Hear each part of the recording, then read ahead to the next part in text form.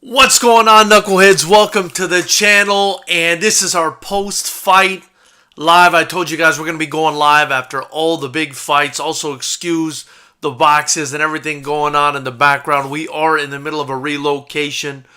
But what I wanted to discuss with you guys today, Leigh Wood versus Lara 2. Leigh Wood makes it 2 times, recaptures the WBA featherweight title that Mauricio Lara took from him in their first fight.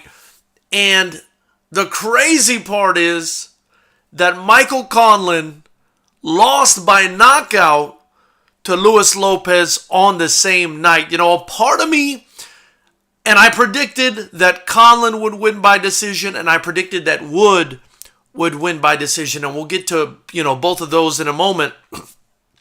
But part of me was open that both guys would come through just so we could have another huge rematch in Europe between those two, because, if you guys don't know, Wood and Conlan fought in the past. It was an incredible fight until Wood got him out of there in the 12th round. But now it looks like, instead, we have the setup for a fantastic fight between Luis Lopez and Leigh Wood. They both came through, and Lopez came through in spectacular fashion, landing the 5th round knockout against Michael Conlan.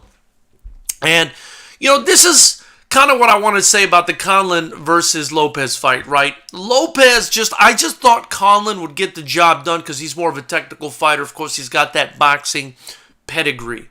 He's got that Olympic boxing pedigree, rather. But, Lopez is a guy who, high risk, high reward, man. He throws everything in his punches. He does a lot of lunging punches. He throws a lot of, big shots, haymakers. He moves forward. He tries to place his shots, and he tries to get you out of there. He really does. He's got a good amount of power. And unfortunately for Michael Conlan, he kind of ducked in to one of those shots, and it happened to be a big uppercut for Luis Lopez.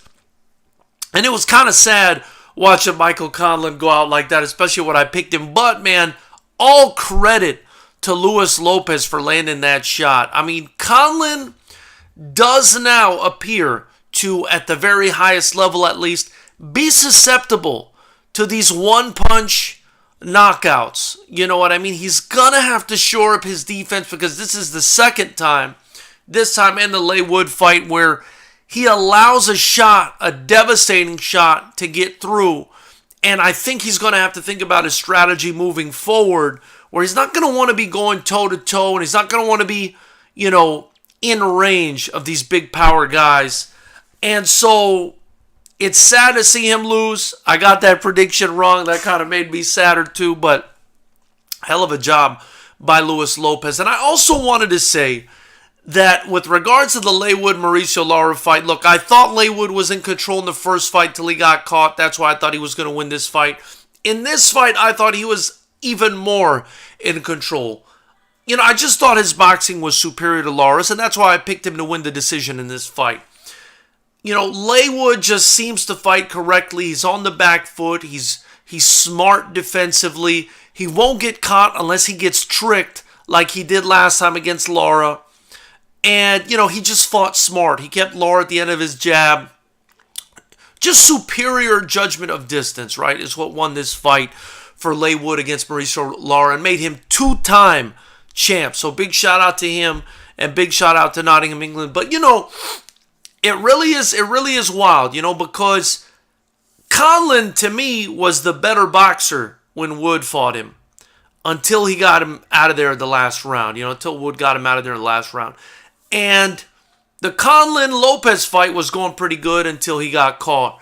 So I'm not sure who wins a fight between these two. I mean, they were both able to get Conlan out of there. And look, I'm assuming that this fight's going to happen, right? I'm assuming that this fight between Lopez and between Wood is going to happen. I have no idea if it is or not, but I'm assuming it is, because I do think it's the logical next fight to make. Assuming this fight happens, I don't know who wins this fight. They both got Conlan out of there. Lopez did it quickly, right? Or quicker than than Wood did. He got him out of there, I think it was in the 5th round today. Wood got him out in the 12th. But, that was a different Conlan maybe. He hadn't been damaged. He hadn't lost. And I don't know where Conlan's at right now. I would love to see him back in there. Now, I would say let the losers fight, right? I would say let Conlan fight Lara. But, man, I think that's another really dangerous fight for Conlan, who, again, seems to be showing a susceptibility to these big punchers. And that's pretty much Lara's way to win in a fight against Conlan or in a fight against Leigh Wood. He's just not the boxer that these guys are, but he is a tremendous puncher and very tough. And so, yeah, it would be a difficult tournament style sort of to make between the winners of these two fights, because I do think Conlan is going to have to go back to the drawing board. I do think he's going to have to shore up his defense a bit and be a bit more technical as far as his defense goes. I do think he's going to learn a lot from this fight. I don't think he's damaged goods by any means, right? I don't think he's damaged good by any means, but you never know. You never know. He fought a grueling fight against Wood and got taken out in the last round in devastating fashion. And he got taken out today in devastating fashion. So that's a guy, you're going to want to put on the shelf for a bit. You're going to want him to come back. You're going to want him to take some maybe lesser opponents than a guy like Mauricio Lara, see where he's at, and maybe build him back up into a situation where he fights a contender fight like that. But definitely Mauricio Lara is a guy who, if Leigh Wood and Luis Lopez fight, he's a guy who should get the next crack at the winner of those two fights. So listen, guys, if this is your first time tuning in, I want to say be sure to join the channel, subscribe to the channel, like the channel. It would be greatly appreciated.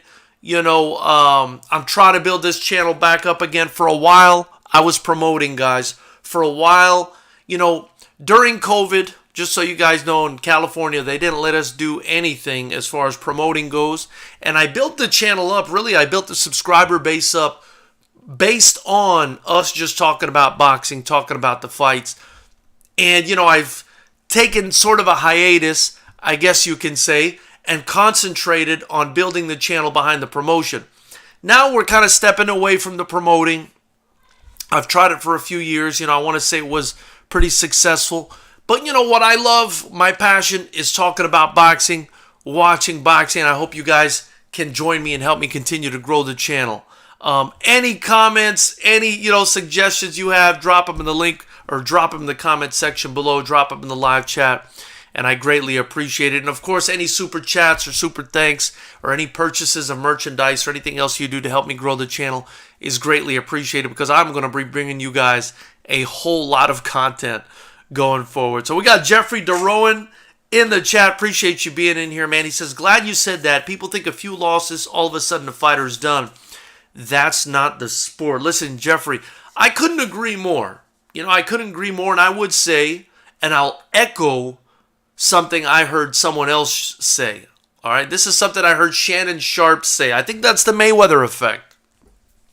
The Mayweather effect has made it so that, when people lose a fight or two, that's it. Their career is over. They're no good. They can only be a great fighter if they're undefeated. And as we all know, us guys that have been around a little bit longer, that were around for, the great fights of the 80s and 90s and even the early 2000s, a loss doesn't define you negatively. A loss could define you positively.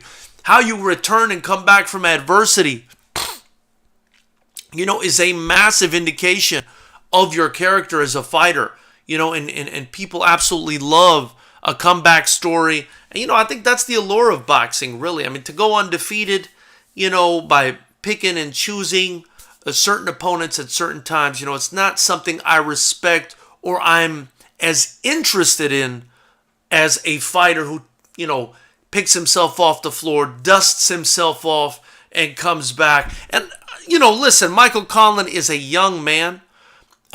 He's been beaten twice, but only at the absolute highest level, only by, guys who are champions. And, he'll be back. I do think he can use this as a lesson. and be back better. Because again, I'll stand on it. I mean, I thought he was winning the fight against Leigh Wood pretty clearly. I thought he was winning until, he got stopped in the last round. And today, it was a good fight between him and Lopez. It was a good fight until he got caught. And it's boxing. You get caught, right? It's boxing. You get caught. That's the kind of thing that happens. But that doesn't make us less of a fan. If you're a real fan of the sport, you love the sport, you support these guys no matter what, unless they do something stupid, right? Kind of like the Devin Haney push, which I wasn't really into. I was going for Haney. He did the push against Lomachenko, and then I wasn't so much going for Haney anymore. But you know what I mean. Like, if guys are in there, they're putting it all on the line. They're fighting their hearts out. They're trying to win. They take a loss. Hey, that's not a reason to abandon them. Don't abandon them. A lot of these guys, they've sacrificed their entire life. And as a promoter, former promoter, I can tell you that. A lot of these guys are putting their heart and soul into the sport. Do not abandon them for one loss, because you never know. These people may turn it around, come back to be some of the greatest fighters you've ever seen. Alex Chavez, an official member of the channel's in the house. He says, still supported Knucklehead Nation from Yuma, Arizona. Looking forward to more boxing content, and you are going to be getting that. Alex, I'm really excited, man, to be getting back into it. I will say the kickboxing promotion, man, it took a lot of energy. It took a lot of work. I tried it. It was successful. It went well. But, it kind of took a couple years for me to figure out that it's not something that I want to keep doing. It's just, man, I can get into it, if you guys want me to, and you can ask me to do so in the comments section if you feel like it. But, man, being a promoter is a lot of work, and it's just not something that I can fit into my schedule anymore. So you will be seeing, though, a lot of boxing content from me. Jeffrey DeRuin says, it is the Mayweather effect. Everyone is not going to have a Mayweather career. There will be more Freddie Pendletons. I agree 100%, Jeffrey. It's true. It's true. Not everybody can be Mayweather. Not everybody could be Mayweather. And in fact, I think a lot of guys have ruined their careers trying to be Mayweather, where had they just been themselves, maybe they would have been a lot better off. You know what I mean? But, he was just so successful. And obviously people see success, they want to emulate it. They think there's only one way to it. But I think, everybody has a unique path, right? You can get some things from this guy, you can get some things from that guy. But I think everybody has a unique path as to, how they get to that level. Again, I ask that you please subscribe if you haven't already. Join the channel if you want to help me build. Drop a super chat or a super thanks. It's very helpful. Everything you guys donate, I'm going to be reinvesting it back into the channel, man. I'm going to build this thing into a massive boxing community for all of us to sit around and discuss. We're going to be going live after all the big fights. We're going to be previewing the big fights and giving predictions. We're going to be talking about, whatever's happening in the fight game. And I hope you guys join me and tell your friends about it. 1 for 1, or rather 1 for 2 on the predictions today. I did want to say that. The prediction Fez, did pretty well. Again, I said Leigh Wood by decision. That happened. I said Conlan by decision. And I think it could have happened.